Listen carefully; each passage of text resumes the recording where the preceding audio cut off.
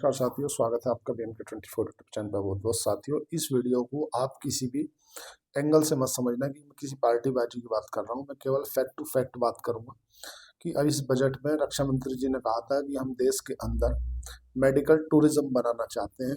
तो क्या धरातल पे क्या है जो वो बोल रहे हैं, क्या वो संभव है या नहीं है, उस पर बात करेंगे। ये जो बोल रहे हैं हम हेल्थ टूरिज्म बनाएंगे, क्या ये उस लायक है भी या नहीं? क्योंकि अगर टैक्स की बात करोगे तो भारत के अंदर वर्ल्ड क्लास का टैक्स लिया जाता है। वर्ल्ड क्लास का टैक्स मतलब जब से आदमी बच्चा पैदा नहीं होता, पेट में आता, तब से ही वो टैक्स देना चालू कर देता है और मरते दम तक वो टैक्स देता है। टैक्स पे भी मैं आगे चर्चा करूंगा। उससे पहले ये समझ लो कि आज हमारी भारत की जो जीडीपी है, लगभग 4 ट्रिलियन डॉलर की जीडीपी है। और अगर WHO का आंकड़ा माने, वर्ल्ड हेल्थ ऑर्गेनाइजेशन का, तो WHO बोलता है कि आपको अपनी जीडीपी का 5% अपने हेल्थ केयर इंफ्रास्ट्रक्चर पर खर्च करना चाहिए।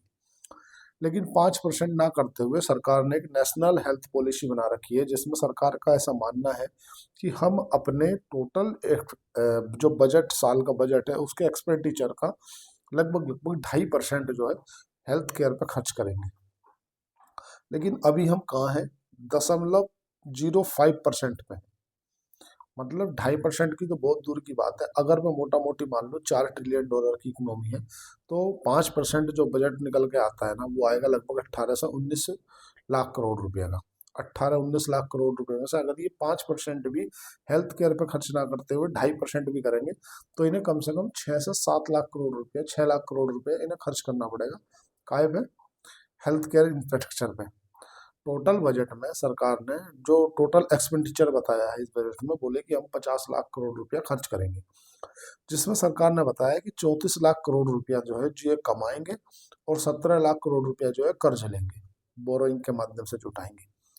ठीक है, अब देखो, मैं आपको बताऊं, जब सरकार इकोनॉमिक सर्वे लाती है तो पिछले सालों में जो उसने काम किया ना, बीते वर्ष में, उसका ब्यौरा देती है।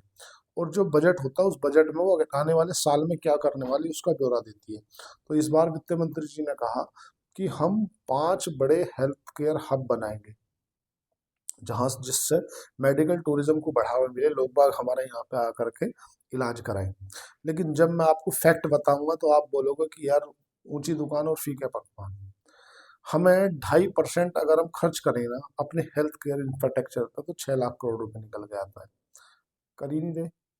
कितना है हमारा बजट? 0.5%। आप बताओ, 10-15 हजार करोड़ रुपए में आप कैसे वर्ल्ड हेल्थ ऑर्गेनाइजेशन, मतलब बढ़िया टॉप लेवल के बना लोगे?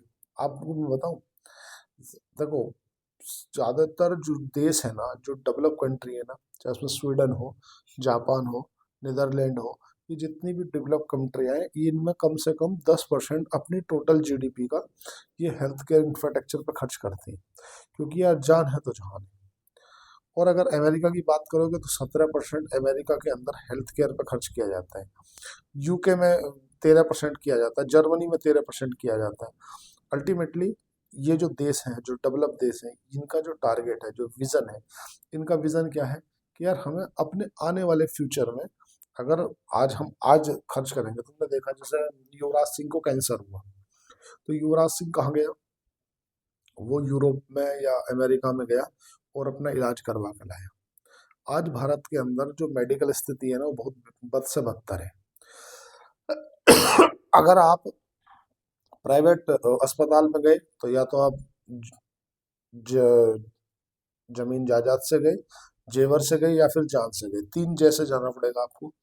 अगर आपके पास में जमीन है तो जमीन गई तो आपको प्राइवेट अस्पताल, जेवर है जो आपके पास, जेवर बेच के अस्पताल में देने पड़ेंगे, या फिर जमीन है तो, या फिर जान से जाना पड़ेगा। सरकारी अस्पतालों की ये स्थिति है, डॉक्टर पर्याप्त नहीं है, और जितने डॉक्टर हैं उन पे जितने होने चाहिए वे है नहीं। अभी स्थिति ये है कि सीट तक खाली हो जा रही है।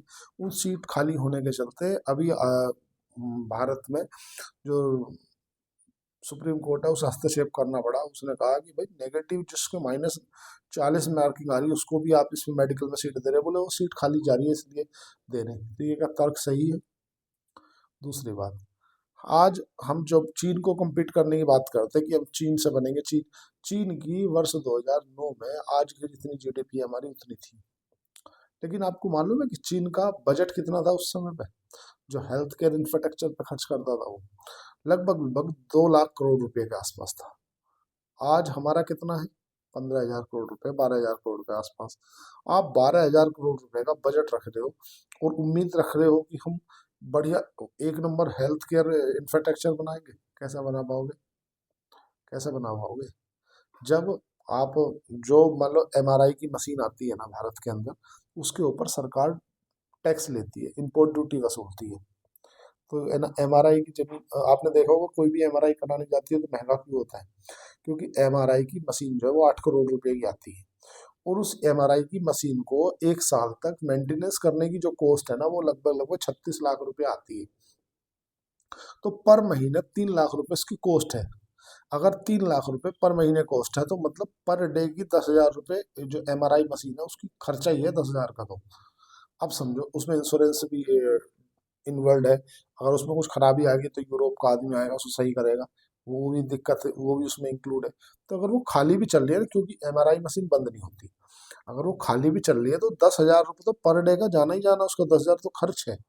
और कुछ इसके ऊपर सरकार इम्पोर्ट ड्यूटी भी वसूल लेती है। सरकार का टैक्स लेने का तो ऐसा फंडा समझ लो तुम कि जो बच्चा पेट में रहता है ना, उसको जो बेबी को जो वे लगती है ना, क्या बोलते हैं उसको अपन, दवाइयाँ, उनके ऊपर 5% ड्यूटी लगती है। अगर आपने मतलब अस्पताल में बच्चा पैदा हो रहा है और वो बेड जहाँ पे आप हो उस रूम की जो कीमत है वो 5,000 से ऊपर है, तो उसके ऊपर सरकार जीएसटी वसूलती है। अगर बच्चा पैदा हो गया तो बच्चे के जो बेबी बॉर्न प्रोडक्ट होते हैं ना, उनके ऊपर जीएसटी लगाती है सरकार। अगर आपका बच्चा खेल कूद के बड़ा हो गया और डायपर लगा रहे हो तो डायपर के ऊपर जीएसटी लगाती है सरकार। मैं सही बता रहा हूँ आपसे। अगर ठीक है आपने उसे वो खेलने के लिए जो बच्चा को एक मतलब खिलौना टाइप का नहीं लाते, वो लिया होगा तो उसके ऊपर भी सरकार जीएसटी लगाती है।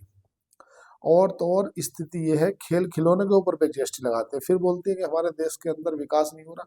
विकास तुम होने कहाँ दे रहे हो? तुम देखो मैंने पहले ही बोला था कि आप इसे सरकार के पर्पज से मत देखना कि अब ये सरकार है या वो सरकार है। मैं तो मुद्दे की बात कर रहा हूँ कि मुद्दा जो है ना वो धरातल पे कुछ नहीं है, हवाएं मचा दी आदमी। जैसे इन्होंने इस बार एसटीटी बढ़ाया, security transaction tax, long term capital gains tax कम नहीं किया। तो अल्टीमेटली आप तो जनता को निचोड़ रहे हो। आपको मालूम है कॉर्पोरेट टैक्स कितना है? जो कंपनियों से टैक्स लेते हैं वो इनका है लगभग 9 लाख करोड़ रुपए के आसपास, और जो ये जनता से इनकम टैक्स के रूप में वसूलते हैं ना, वो है 12 लाख करोड़ का। इसका मतलब क्या है?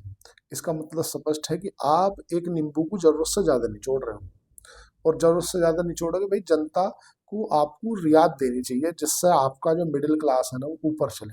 मैं आऊंगा हेल्थ केयर पे थोड़ा सा, जिस मुद्दे पे हूँ मैं उस मुद्दे को कॉन्सेप्ट को क्लियर कर रहा हूँ। भाई जब तक भारत के मिडिल क्लास का या भारत के पर व्यक्ति का पर कैपिटा इनकम नहीं बढ़ेगा तब तक आप अपने देश को कैसे डेवलप बता पाओगे? आज अगर भारत की बात करें तो $2,800 पर कैपिटा इनकम है भारत का, और हम बात करते हैं कि हम $7,500 पर कैपिटा इनकम पे जाएंगे। आज चीन $12,000 पर कैपिटा इनकम पे बैठा है ऑलरेडी। $12,000 प्रति पर व्यक्ति की जो आय है, प्रति व्यक्ति आय पर कैपिटा इनकम, और हमारे यहाँ कितनी है? 2,500। अब समझो हमसे 5 गुने पे बैठा है चीन। वहां का एक व्यक्ति एक साल में हमारे से 5 गुना ज्यादा कमाता है।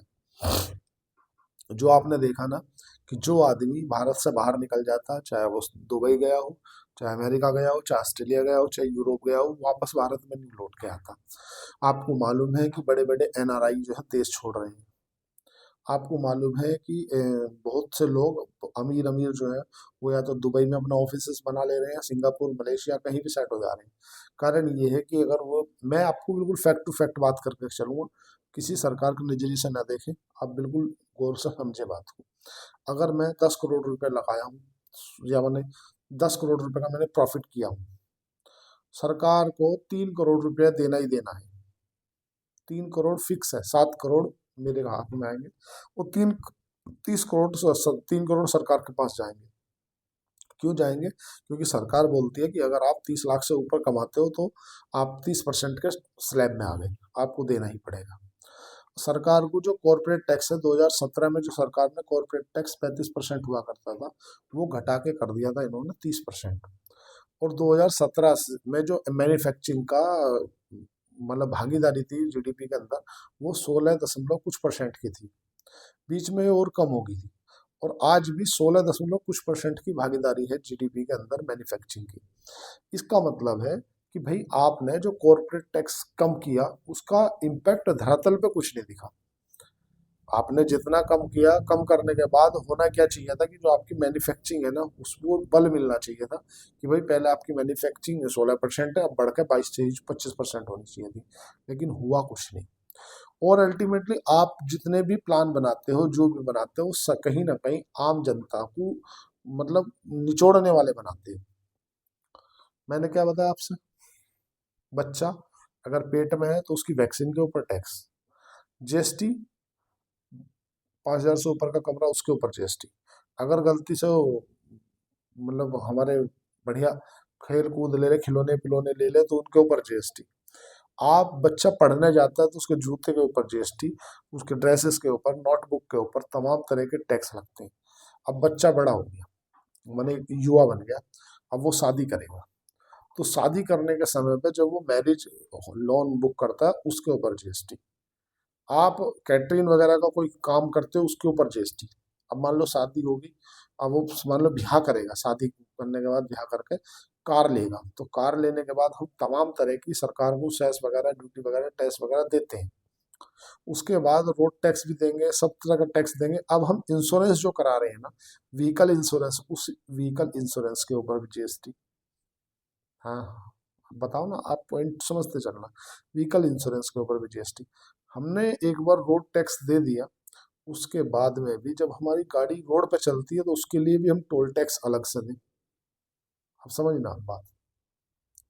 कार ली, उस पर टैक्स, इंश्योरेंस कराया, उस पर टैक्स, रोड पे चले तो उसके लिए टोल टैक्स, तमाम तरह के टैक्स हो गया। इसका मतलब हम वर्ल्ड क्लास का जो America, Germany, UK, France, Japan, उनके देशों के अंदर जो टैक्स स्लैब है ना, उसके हिसाब से चल रहे हैं। लेकिन भारत के अंदर जो सेवाएं मिल रही हैं, वो किस लेवल की मिल रही हैं? आज वर्ल्ड क्लास की जो हम टैक्स देते हैं, वर्ल्ड क्लास की, आप सरकारी अस्पताल में जाकर आपको देखो, वो डॉक्टर तक नहीं सुनेगा आपकी, क्योंकि पर्याप्त डॉक्टर ही नहीं है, क्योंकि सरकार के पास उतना बजट नहीं है, फ्री की रेवटी बांटने में लगी है। अगर आपने शादी कर ली, कार ले ली, कार के ऊपर भी जीएसटी, और कार का रोड पे चला होगा तो उसके लिए अलग से टोल टैक्स, पेट्रोल डीजल के लिए अलग से आप उस पर सेस वगैरह, ड्यूटी वगैरह लगाओगे। अगर इनकेस तुमने ये सब चल गया हो, तुम मर गए, मर गए तो मरने के बाद जो आप इश्तहार दोगे ना, इश्तहार कि आप अखबार में, मान लो न्यूज़पेपर में कहीं दिया आपने इश्तहार, तो उसके ऊपर जीएसटी। मान लो आपकी जो प्रॉपर्टी है, और उस प्रॉपर्टी को ट्रांसफर कर रहे हैं, तो उसके ऊपर भी टैक्स।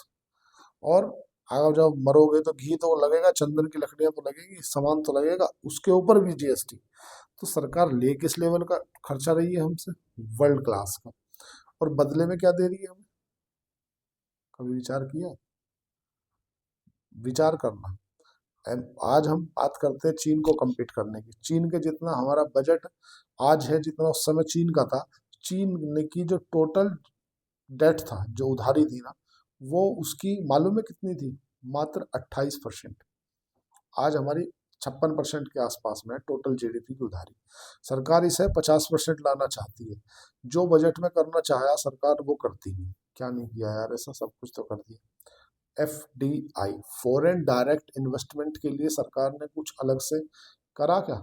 कुछ भी नहीं करा। उससे क्या होगा?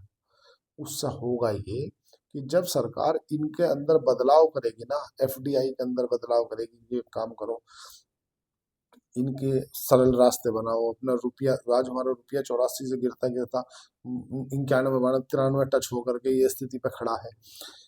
भारत में जो एफडीआई आते हैं ना, फॉरेन डायरेक्ट इन्वेस्टमेंट, वो भारत के अंदर एक तरह से रोजगार लेके आते हैं। जब वो जो एफआईआई होते हैं, विदेशी संस्थागत निवेशक, वो क्या करते हैं, स्टॉक मार्केट में बटन दबा के आते हैं और बटन दबा के जाते हैं। तो स्टॉक मार्केट से एफआईआई का निकलना भी सबसे आसान है, एफआईआई का आना भी सबसे आसान है। लेकिन एफडीआई जब भी देश के अंदर आते हैं, तो वो किसी ना किसी फैक्ट्री में, मैन्युफैक्चरिंग यूनिट में पैसा लगाते हैं, और उनका व्यापार करना उद्देश्य होता है, ना कि स्टॉक मार्केट के जैसे उसे ट्रेड करना। माने मैं आपको पुराना उदाहरण से समझाता हूँ। माने अगर कोई इंडिगो एयरलाइंस है, कोई एफडीआई के साथ में डील हो जाती है 50,000 करोड़ रुपए की। एफडीआई ने इंडिगो को बोला कि आप एक काम करो, 100 विमानें और 100 विमान और चलाओ, तो क्योंकि हमें लग रहा है कि भाई उम्मीदें ज्यादा हैं। अब एक विमान के अंदर अगर मोटा मोटी मान लो कि 2 पायलट है और 20 क्रू मेंबर है, तो 22 आदमी हो गए। और 22 तिया 66, भाई 3 आदमी अगर मतलब 3 बार भी शिफ्ट चेंज होगी तो 22 तिया 66, 66 इज इक्वल टू 100 फ्लाइट, तो 6600 लोगों को तो रोजगार मिल गया। एफआईआई आपके देश में है, किसको रोजगार मिला? किसी को नहीं।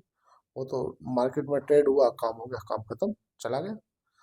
तो सरकार को एफडीआई, फॉरेन डायरेक्ट इन्वेस्टमेंट जो है ना, उसके लिए नियम और शर्तें स्लो करनी चाहिए थी, वो सरकार ने की नहीं। सरकार केवल कहाँ से आ सकता है उसके ऊपर फोकस करती है कि आन दो जहाँ से आ। हम बात करते हैं हेल्थ केयर को, मतलब टूरिज्म बनाने की। हम हेल्थ केयर का टूरिज्म बनाएंगे, भाई कैसे बनाओगे? बजट तो लाओ उसके लिए। बजट है तुम्हारे पास? नहीं है। क्यों नहीं है? फ्री की रेवड़ी बांट रहे हो। फ्री की रेवड़ी क्यों बांट रहे हो? क्योंकि तुम नहीं बांटोगे, कि तुम्हारे जो पुराने मंत्री हैं, मुख्यमंत्री हैं, उन्होंने आदत डाल दी, नहीं बांटोगे तो बस ही दुकान बंद होने वाली है तुम्हारी। यही कारण है कि सरकार, जो WHO की माने तो इन्हें कम से कम 18 लाख करोड़ रुपए हर साल अपने हेल्थ केयर इंफ्रास्ट्रक्चर पर खर्च करना चाहिए। वो कितने रहे हैं? 12,000 करोड़। 12,000 कहाँ 18 लाख करोड़, कहाँ 12,000 करोड़। तो कितना बड़ा गैप है, कहाँ तक फिल करोगे? चलो हम WHO की नहीं भी माने, तुम्हारी माने तो तुम्हारी जीडीपी का कम से कम 2.5% तो तुम खर्च करो। एटलीस्ट 5-6 लाख करोड़ रुपए तो खर्च कर लो। वो भी नहीं करना तुम्हें। आप बताओ, अपने हेल्थ केयर कितना इम्पोर्टेंट है। पहले ही एयर क्वालिटी इंडेक्स, आपको पता है दिल्ली में खुद सुप्रीम कोर्ट को संज्ञान लेना पड़ता है सर्दियों में, तो वहाँ पे इतना AQI पहुंच जाता है कि माननीय सुप्रीम कोर्ट को बोलना पड़ता है कि भाई अब ना यहाँ पे ऑल इन वन लागू करो या कुछ भी करो, लोगों को होमवर्क हो, मतलब अपने घर से बैठ कर काम करने की सुविधा दो, क्योंकि स्थिति खराब है राजधानी की। उसके लिए आपको कोई काम नहीं करना। आपको खुद जानकर आश्चर्य होगा कि भारत की और अगर जापान के लोगों की हेल्थ को कंपीट करोगे ना, देखोगे कि कहाँ के लोग ज्यादा जीते हैं, तो जापान के पाए जाएंगे। क्योंकि आप अगर दिल्ली में रह रहे हो ना, आप ऑटोमेटिक ही 10 सिगरेटों के जितना तो धुआं आपके फेफड़ों पे जा ही रहा है। क्योंकि जो वहाँ का एयर क्वालिटी इंडेक्स है ना, जिस तरह से हर चीज का एक इंडेक्स बना हुआ होता है, एक पैरामीटर होता है। जब हम गर्मी और सर्दी को नापते हैं, हम बोलते हैं 4 डिग्री, -4 डिग्री टेम्परेचर रहा, इसका मतलब हम उसको नाप रहे हैं। जब मान लो 52 डिग्री सेल्सियस हो गया टेम्परेचर, इसका मतलब गर्मियों में, तो हर चीज का एक पैरामीटर होता है। ऐसे ही जो हम सांस लेते हैं, उस सांस के लिए पैरामीटर होता है जिसको हम AQI बोलते हैं, एयर क्वालिटी इंडेक्स। भारत के अंदर वो, आप अगर NCR के इस तरफ चले जाओगे ना, तो वो हमेशा ही आपको 250 के पार मिलेगा। क्यों? क्योंकि जनसंख्या का घनत्व ज्यादा है। आपको बताऊं मैं, उत्तर प्रदेश, जो पश्चिमी उत्तर प्रदेश है, मेरठ, मुजफ्फरनगर, सहारनपुर, ये वाला जो क्षेत्र है ना तुम्हारा, इस तरफ जो जनसंख्या का घनत्व है वो बहुत ज्यादा है। और जो पेड़ है, जब लोग, जहाँ खुली जमीन है वो कम है, और फैक्ट्रियां ज्यादा हैं, जिससे एयर क्वालिटी इंडेक्स बहुत ज्यादा है। उसके लिए सरकार क्या कर रही? कुछ भी नहीं। उसके लिए क्या कर रही? उसके लिए तो किसानों को दोषी ठहरा देती कि किसान पराली जला रहे, इसलिए दिल्ली के अंदर प्रदूषण फैल रहा है। हमसे आप बात करते हो कि हम हेल्थ केयर टूरिज्म बनाना चाहते हैं, बजट कहाँ तुम्हारे पास में? 12,000 करोड़ से बनाओगे? चाइना जब तुम्हारे पास, तुम्हारी स्थिति में खड़ा था ना, जहाँ आज तुम हो, उसका 1.5 लाख करोड़ का बजट था। तुम बात करते हो हम 7 हाई स्पीड कॉरिडोर बनाएंगे। कहाँ से बनाओगे भाई? उसमें 10 लाख करोड़ रुपया लगेगा। तुम एक प्रोजेक्ट जो बुलेट ट्रेन का अहमदाबाद से मुंबई का प्रोजेक्ट था, वो तो तुम पूरा नहीं कर पाए 10 साल में। मैं बता रहा हूँ, किसी पार्टी से बात नहीं करना। ये राजनीतिक जो है ना, जब किसी भी काम में राजनीति घुस जाती है तो काम होने नहीं देती, किसी में भी हो। आज बताओ, जब हम, जो शिंजो आबे जापान के प्राइम मिनिस्टर भारत आए थे, जिस समय इसका इनोग्रेशन किया था बुलेट ट्रेन का, उस समय जो 1 किलोमीटर बुलेट ट्रेन का प्रोजेक्ट पूरा करने में जो कॉस्ट आ रही थी, वो 198 करोड़ रुपया आ रही थी। आज बढ़कर 400 किलोमीटर हो गई। 508 किलोमीटर का आप बुलेट ट्रेन का प्रोजेक्ट पूरा नहीं कर पाए अब तक। 508 किलोमीटर का मात्र। और आप चाइना को compete करने की बात करते हैं। चाइना ने आज 45,000 किलोमीटर का नेटवर्क रखता है बुलेट ट्रेन का। 45,000 किलोमीटर। वो समझो लेवल लैंग्वेज में। आपके पास में 5 बीघा जमीन है। आप बात कर रहे हो जिसके पास में 45,000 बीघा जमीन है, उससे बोलो हम उसे compete करेंगे। बोलो तुम 5 बीघे जमीन कब से नहीं बना पाए, कब से नहीं जोत पाए? बोलो 10 साल हो गए लगे लगे। 10 साल से तुम 5 बीघा जमीन नहीं जोत पाए। तो 5 किलोमीटर का बुलेट ट्रेन का प्रोजेक्ट भारत पूरा नहीं कर पाया। और उसमें जो कॉस्ट आ रही थी, ये मान के चलो 198 करोड़ रुपया प्रति किलोमीटर आ रही थी। अब बढ़ के हो जाएगी वो 400 करोड़ रुपया प्रति किलोमीटर। और हम बोल रहे हैं कि हम 7 हाई स्पीड कॉरिडोर बनाएंगे। उसके लिए बजट कहाँ है? सरकार कॉर्पोरेट टैक्स तो बढ़ा नहीं रही, इनकम टैक्स हम तुम जैसे भाइयों से ले रही है। कितने दिन का सौदा हमारे द्वारा? कितने दिन का है? आप एक रेशो निकाल के देखो, अगर आप प्राइवेट कंपनियों में किसी में काम करते हो, तो जिस आधार पे पिछले 5 सालों में 7 सालों में महंगाई बढ़ी है, उस आधार पे किसी की भी सैलरी नहीं बढ़ी, किसी की भी। तो भाई जब तमाम तुम पैरामीटर बनाते हो, तो इसका पैरामीटर कौन बनाएगा? ये पैरामीटर भी तो आप ही बनाओ। कॉर्पोरेट कंपनियों पे आप दबाव बनाओ कि भाई जो प्राइवेट नौकरी है, क्योंकि जो मेडिकल इन्फ्लेशन है वो उसकी मैं बात नहीं कर रहा, क्योंकि आप सोचो मेडिकल इन्फ्लेशन की बात कर रहा हूँ। मेडिकल इन्फ्लेशन तो नेक्स्ट लेवल है। आज अगर कोई आप पथरी का ऑपरेशन करा रहे हो, तो आज जो कॉस्ट आ रही है 1,70,000 70,000 से 1 लाख के बीच में आ रही है। वही कॉस्ट अगर आप 5 साल पहले कराते तो 2020 के आसपास 20-25 हजार में हो जाता, तो 4 गुना हो गया। तो आप किस किस दर से लगाओगे भाई? इसको किस दर से जोड़ोगे? तो मैं मेडिकल इन्फ्लेशन की तो बात ही नहीं कर रहा।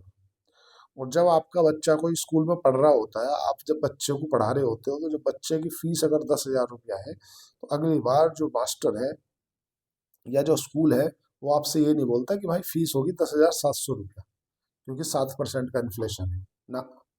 वो बोलता फीस है 13,000। तो आपकी 30% से बढ़ेगी। कहाँ जोड़ोगे इन्फ्लेशन को उसमें? बताओ कहाँ जोड़ोगे? तो इसका मतलब एक पैरामीटर ये भी बनना चाहिए कि भाई जिस आधार पे आप लोगों की तनख्वाह मतलब इन्फ्लेशन बढ़ रहा है ना, उस बार कितनी कॉर्पोरेट कंपनियों ने अपने एम्प्लॉय की तनख्वाह बढ़ाई है? तनख्वाह बढ़ी। आज से 5-6 साल पहले भी वही 10-12-15 हजार में आदमी मिल रहा था। आज भी वही 10-12-15 हजार में आदमी मिल रहा। आप मिनिमम वेजेस तय करो ना, तब तो आपके देश के अंदर का पर कैपिटा बढ़ेगा।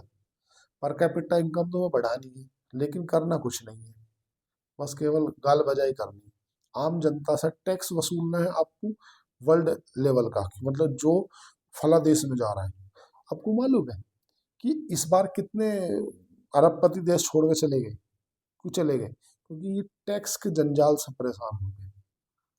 अगर 10 करोड़ रुपए कमाए, तो सरकार पहले ही बोल देगी 3 करोड़ मेरे। और अगर व्यापारी को 10 करोड़ का घाटा हो गया, तो बोले घाटे में नहीं जानती तू कौन है। ऐसा चलता है भाई।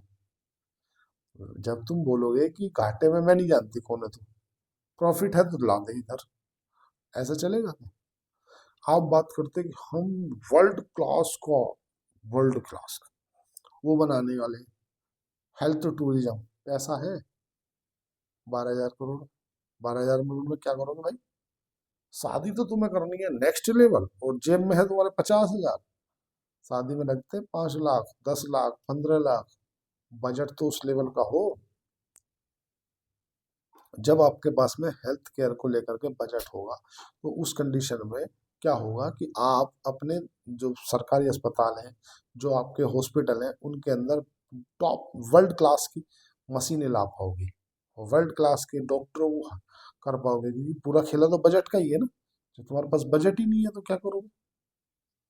तो तुम्हारे पास बजट ही नहीं है। जैसे कि एक बहुत सी वीडियो वायरल हो रही है कि एक रक्षा मंत्री ने बोला था, बोले bullet train bullet proof jacket चाहिए, तो सर कांग्रेस काल में बोला, कांग्रेस ये बोल के वापस वो लौटा देती थी कि हमारे पास में बजट नहीं है आपको सैनिकों को बुलेट प्रूफ जैकेट देने के लिए।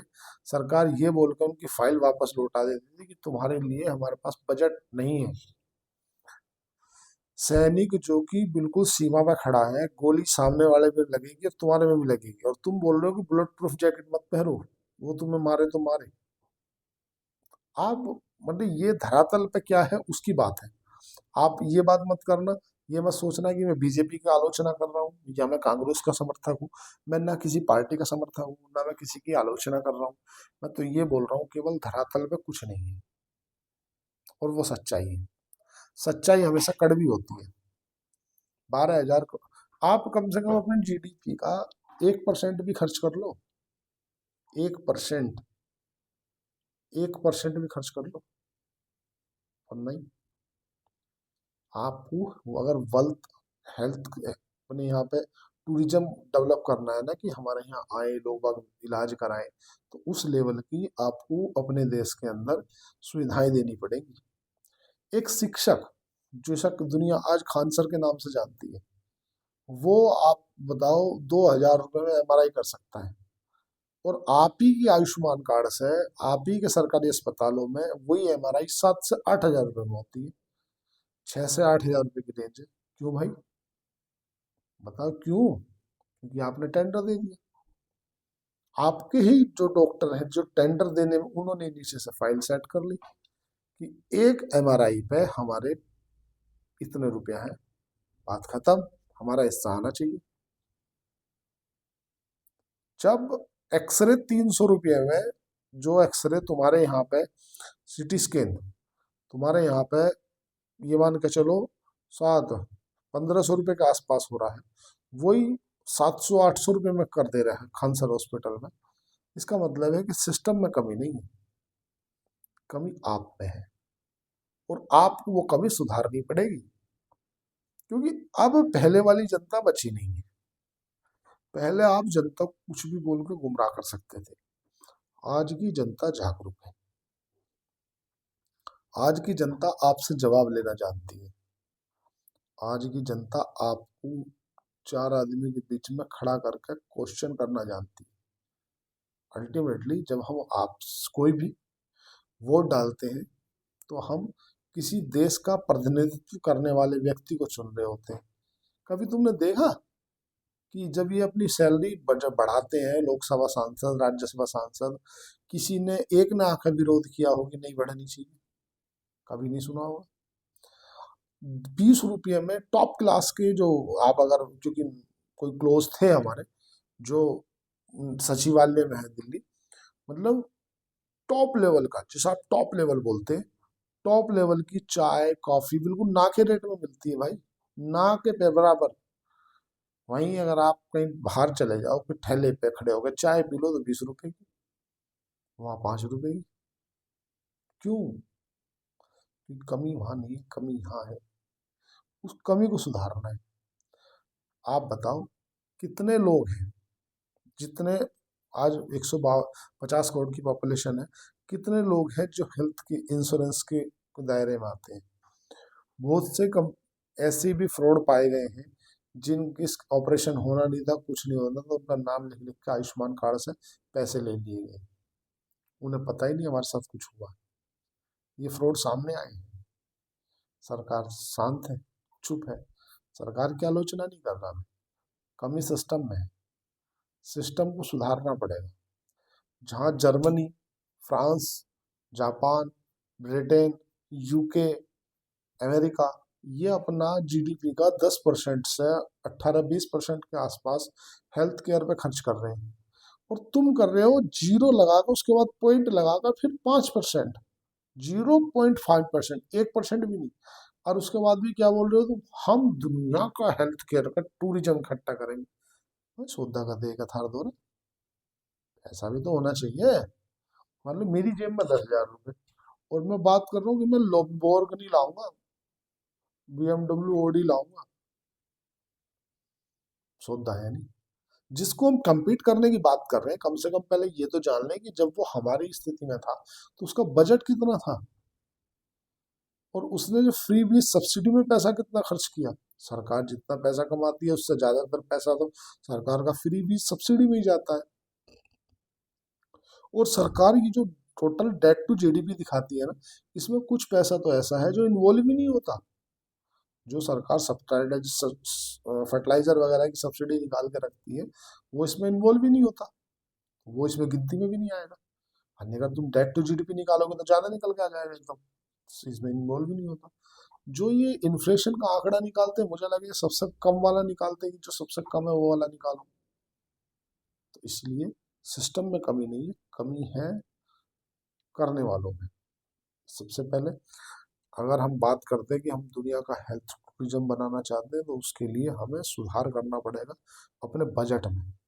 तो तुम बजट बढ़ाओ, पहले उस बजट को बढ़ाओगे तब आप हेल्थ केयर टूरिज्म डेवलप कर पाओगे। नहीं तो धरातल पर कुछ नहीं है, सब फेक है, कहने की कुछ है, ऊंची दुकान और फीके पकवान। आज के लिए इतना ही। चैनल को लाइक करें, सब्सक्राइब करें, कमेंट करें। धन्यवाद, थैंक यू।